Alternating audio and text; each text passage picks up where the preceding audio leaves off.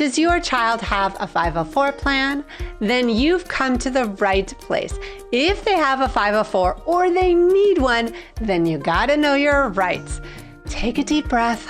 I'm gonna walk you through it. That's why inside this video, I'm taking you behind the scenes of your 504 parent safeguards so you know what they are and how to advocate like a pro with the 5 most important parts so your child can get the best 504 for their needs. Hey, what's up? I'm April Rarig, your special education advocate to make IEPs and 504 plans so much easier.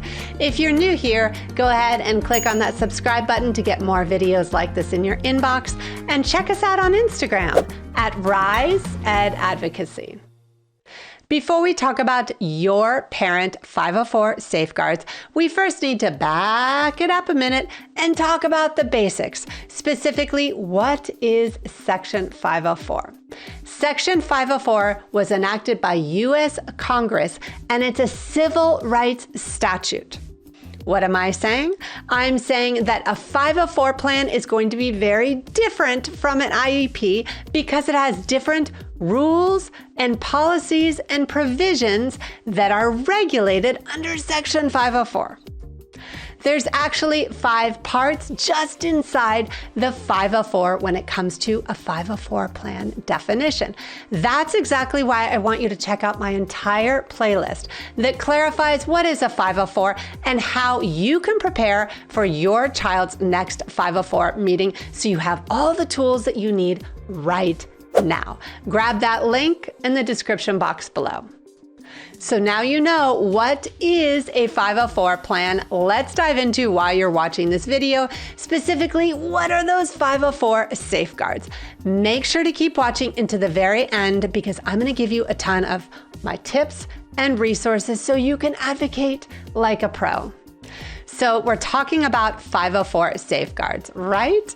Case in point, your school and your district must employ procedures when it comes to elementary and high school policy and provisions under Section 504. Speaking of policies and procedures, let me ask you something. Pro tip. Has your school laid out what the eligibility criteria is for qualifying for under Section 504, meaning if your child needs a 504 plan? Have they talked about the difference between an IEP and a 504 plan in terms of eligibility?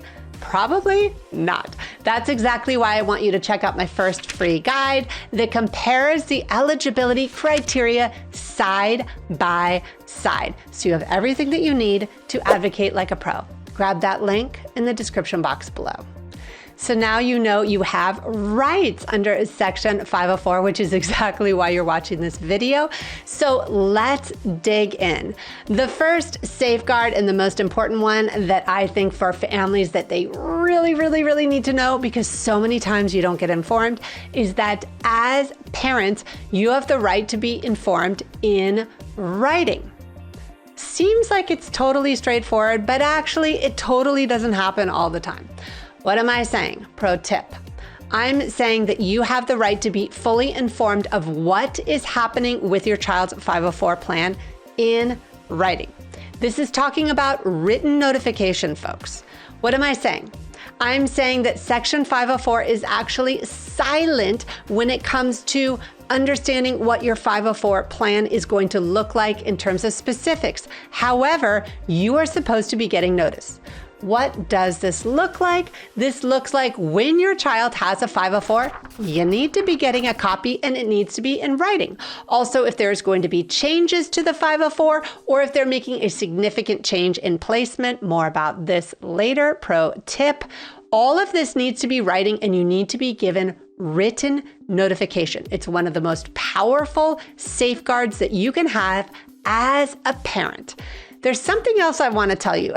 The truth of the matter is it comes to communication in terms of how you can advocate like a pro. What am I saying? I'm saying that if things are going sideways with your child's 504 meeting, that's because you need to communicate differently with your team. That's exactly why I want you to get my second free guide, The 10 Keys on Communication, that show you exactly how to advocate differently when it comes to working with your team so that you can communicate like a pro and you stop sending all those emails and you're like, oh my gosh, they're not listening to me. Let's change that right now. Grab that link in the description box below.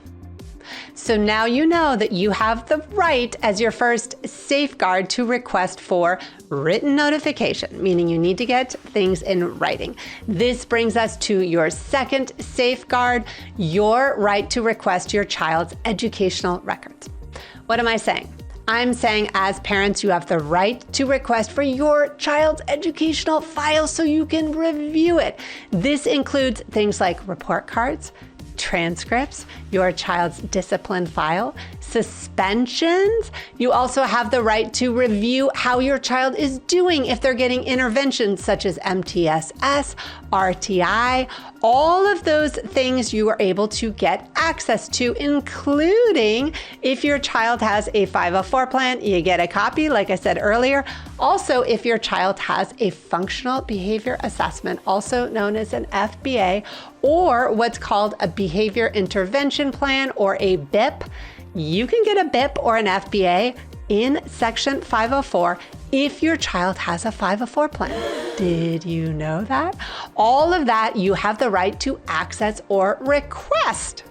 Speaking of tips, I want to talk about what you should not be doing for your next 504 meeting. That's exactly why I want you to watch my video about the 3 biggest mistakes inside a 504 meeting so you know what to do and what not to do for your next 504 for your child. Grab that link in the description box below. So to do a quick recap, you've got that written notification and you're getting access to your child's educational record. This brings us to your third right in terms of parent procedural safeguards under Section 504, your right to request for due process proceedings. What am I saying? I'm saying that you have the right to request for an impartial hearing and to get representation by counsel. What am I saying? I'm saying that if you go to a 504 meeting for your child and you're like, you know what? I do not agree. You've got a ton of rights.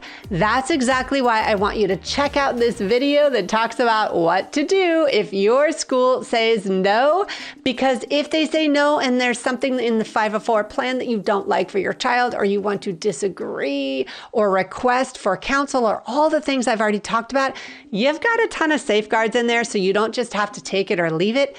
You always have options. You always have choices. Grab that link in the description box below. And here we are at your fourth right or safeguard under Section 504. You have the right to challenge the decisions when it comes to your child's 504 plan. What am I saying? I'm saying that you have the right to challenge or say, I don't agree when it comes to the provision of the identification, evaluation, or placement decisions for your child under Section 504. What does this look like? This looks like if you disagree with your child or team's 504 plan, then you have the right to request something called a re-evaluation. What am I saying? I'm saying that you have the right to request for a new 504. Now, here's the problem. Pro tip is that most of the time schools are not going to spell out all the provisions under Section 504, meaning what you can ask for in terms of accommodations, how you can change the plan, and how you can get access and equity and the plan that your child deserves. That's exactly why I want you to check out my fillable re-evaluation guide. And what's really cool about our digital guide is it walks you through how to request for an updated 504, gives you the words to use, and even gives you examples and a fillable template. It's something that I use with so many of my families to re-evaluate kids with a 504, and it attaches to your child's record. Remember I was talking about the safeguard? Yep, it's right there. Grab that link in the description box below. Speaking of 504 rights, I want to talk about something called free appropriate public education, also known as FAPE. Here's the deal. Under FAPE provisions, your child is protected, like I said, to free appropriate public education. Notice that I said appropriate. Here's the thing though that your school may not tell you, pro tip, is that your child is entitled to FAPE under Section 504, and they're also entitled to FAPE if they have an IEP or they need one. So both an IEP and a 504 plan involve FAPE. It's one of the most powerful things that you need to know about, and your school probably doesn't tell you. This brings us to your fifth right, your right under Section 504 to review the policies and provisions that your school or district has. What am I saying? I'm saying that you have the right to review what are their policies for 504 plans. Here's something though that the school may not tell you, pro tip, is that every school and every district is different. So for some districts, they actually have safeguards and a notice that they give you. Others will say, well, we're working with all these other school districts and this is where you're going to find it. It's very confusing and a lot of times it's really, really hard to find those safeguards. So what am I saying? I'm saying that you have the right to say, you know what? Can you give me a copy of my safeguards? I would like to review the policies and provisions. Yep, you can do that. So here's the problem though, pro tip, is that so many times when it comes to navigating 504 plans, they're so challenging and there's all this kind of stuff where they're not really telling you what is happening at the 504 table. That's exactly why I want to tell you something that may shock you, but it's the absolute truth. When I was a school psychologist for about 20 years, and even when I was a general education teacher, I had one training on Section 504. Here's the sad truth is that so many times even teachers and staff members don't get the right training that they deserve. That's exactly why I created something called the Ultimate 504 Guide. My digital guide is almost 40 pages in length and it lays out everything that you need from how to get a 504, how to request one, how to navigate the policies and procedures, what a 504 plan looks like, re-evaluations, discipline in 504. Oh my goodness, even if your child needs to go to college and access 504 plan information, because yes, they can get a 504 in college, you want to know everything that you need. So make sure to grab that link in the description box below so that your child and you can be fully informed at the 504 table. So now you know so much more when it comes to your 504 safeguards, specifically those 5 tips that I've already given you. Do you have a question?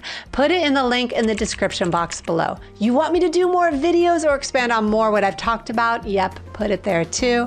Like and subscribe to get more videos like this in your inbox, and visit us on Instagram at RiseEdAdvocacy. Grab all those links below so that you can have all the 504 tools so that you can rock your next 504 meeting. I'm April Rarig, your special education advocate. I can't wait to see you for our next video.